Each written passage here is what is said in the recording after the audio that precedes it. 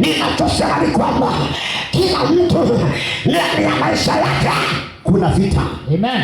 Kila mtu kuna vita mahali. Bwana Yesu sana. Kama ndoa yako ni salama, biashara yako si salama. Na kama biashara yako ni salama, kazini kwako si salama. Na kama kazini kwako ni salama, katikati ya watu unaoishi nao kuna mahali si salama. Amen. Maana ni kwamba ila mmoja ana vita vyake. Praise the name of Jesus. Amen. Na ndio posa nimesema hapa niongea na watu namna ya kushinda vita.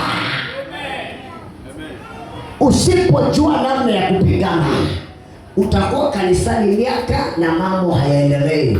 Utakuwa kanisani miaka na mambo hayasongi. Praise the name of Jesus. Amen.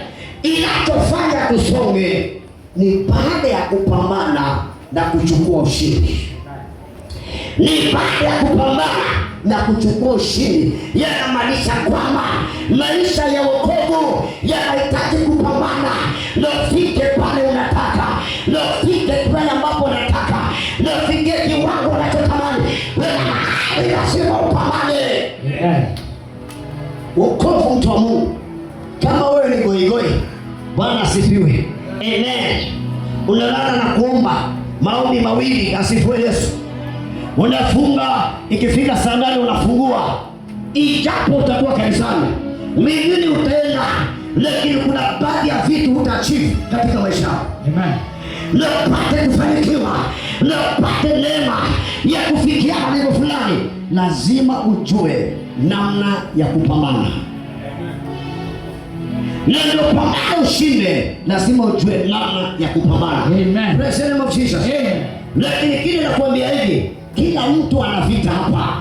Kuna mtu ana vita kwa ndoa, na mtu ana vita kwa biashara, na kuna mtu ana vita kwa watoto wake, na kuna mtu ana vita kwa wajukuu wake. Yaani kuna mambo unayasikia, unajaribu kuuliza Mungu litafanyaje, lakini ndivyo yanaendelea, ndivyo yanazidi kukukera moyo, maana ni vita katika maisha yako.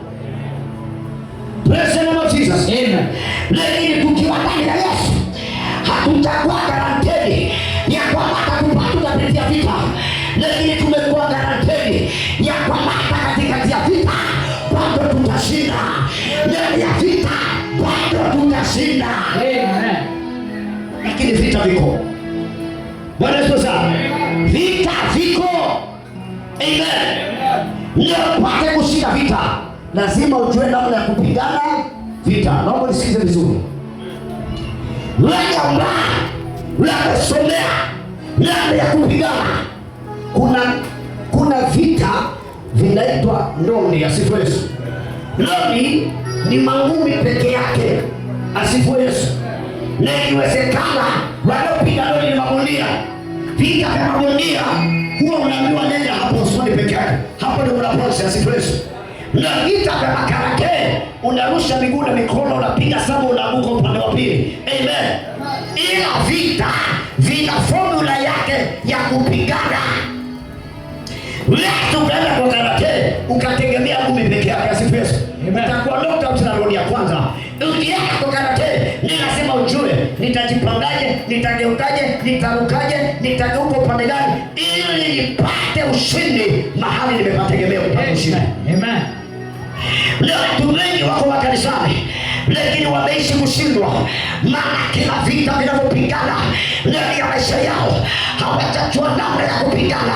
Ni lazima kwanza ujue namna ya kupigana ndio upate ushindi. Lazima utakuwa kushindwa kila siku. Mahali mimi hata nimeona afadhali mchungaji niachane na haya mambo. Huyo mtu amefanya nini? Ameshindwa. Leo imefika, leo wataniachie, leo waendelee. Yeyote aliye na Mungu, ninarudia hii na niongea Jumatano ya kwamba watu walio na Mungu hawaamini kushindwa, wanaamini kushinda. Amen. Ninasema watu walio na Mungu hawaamini kushindwa, wanaamini kushinda. Amen. Lakini tangu ya nyumba ya Bwana leo ambao wameshindwa, ijapo wana ndoto, ijapo wana maono, ijapo wana malengo, lakini wameshindwa vitani. Wanajiuliza nitatokaje hapa, nikaendaje nifike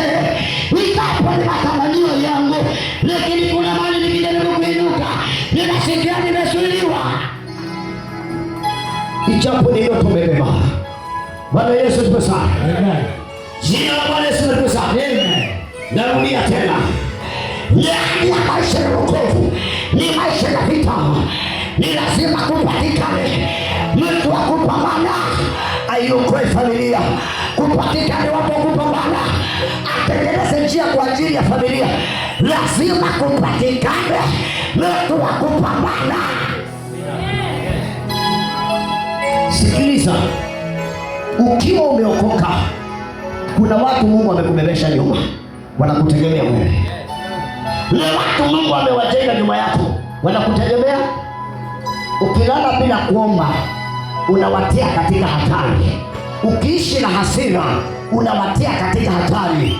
Ukiwa mtukanaji, unawatia katika hatari. Maana Mungu anakutazamia wewe, anasema Bwana Yesu sana. Kuna mali Mungu anasema kwamba sisi ametuweka kama walinzi. Praise the Lord Jesus. Amen.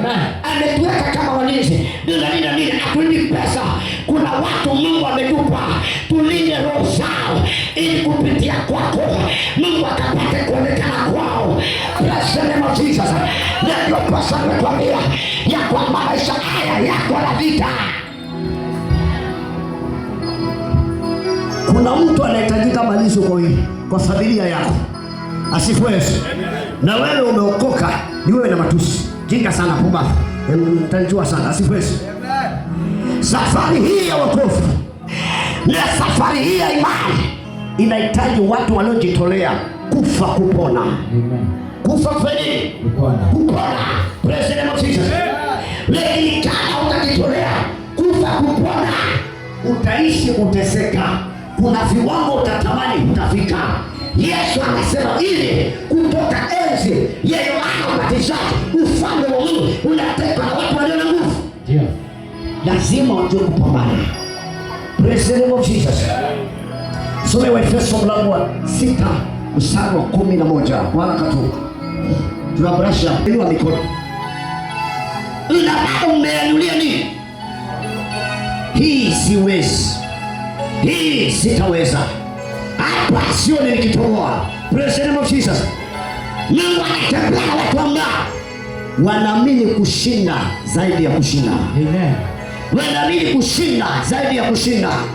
Ni kama wewe ni mtu legelege, toka kwa Yesu. Amen. Maana Yesu anatembea na watu walioshujaa wa imani. Watu walioshujaa wa imani. Amen. Praise the Lord Jesus. Amen. Ninasema tena, Yesu anatembea na watu ambao ni mashujaa wa imani. Watu ambao hawataona vita wakimbie, hawataona magonjwa wakimbie, hawataona vita kwa plot wakimbie. Ninatafuta mali nihame, maana majirani wamenigeukia. Yeyote anayechelewa haamini kutoroka, anaamini kupambana mpaka ushindi upatikane.